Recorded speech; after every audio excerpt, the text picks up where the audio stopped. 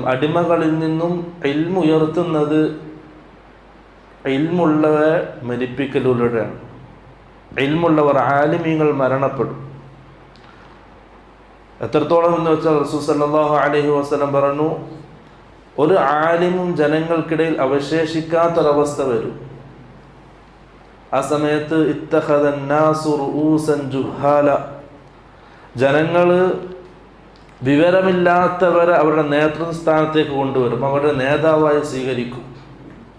എന്നിട്ട് അവർ ആ അറിവില്ലാത്ത നേതാക്കന്മാരോട് ഫത്വകൾ ചോദിക്കും, ദീനിൻ്റെ കാര്യങ്ങൾ ചോദിക്കും.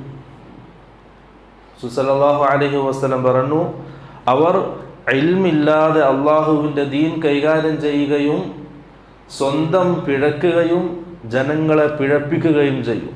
സ്വന്തം വഴികേടിലാണ് അവർ, ഇൽമില്ലാത്ത കാരണത്താൽ. അതുപോലെ തന്നെ ജനങ്ങളെ അവർ വഴികേടിൽ